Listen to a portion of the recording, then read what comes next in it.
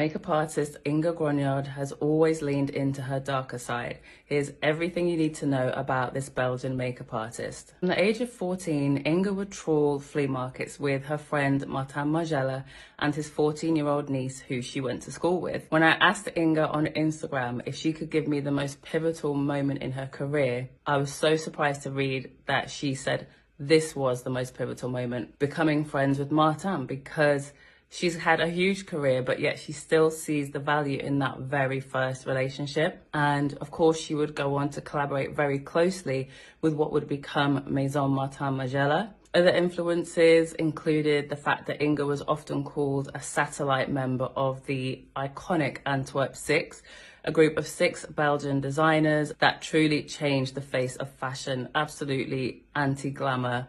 She also loved Japanese designers such as Yohji Yamamoto and Comme des Garçons. Again, she really loved the darkness and the blackness of their clothes. From 1989 onwards, Inge was all about creating this very raw aesthetic. And her work would often be classified as grunge, but I actually think that simplified it. Inge's work was and is way more about tearing things up, getting rid of tradition, and really showing us as individuals how to express ourselves with makeup. Her palette often includes just darker tones like reds and dark greys and blacks, and it's all heavily influenced by her love for horror movies, skin, and emotion. I personally love how Inge often refers to makeup as allowing her to leave traces of a story. For instance, this story for V magazine, she used thick wire to make these marks on the model's face, and then later went in to pinpoint those marks with these tiny little jewels.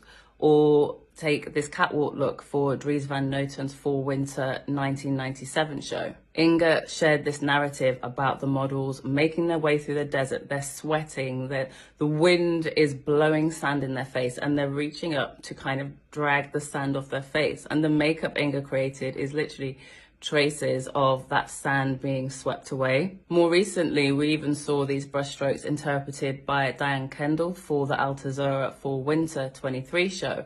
And what that says to me is that Inge's legacy of just looking into darkness, peering into it and seeing what you can create, shows others a more unconventional side to beauty. Let me know if you know her work, or drop your favorite makeup artist in the comments. And if you like this, you will love my podcast. It's called Beauty Me.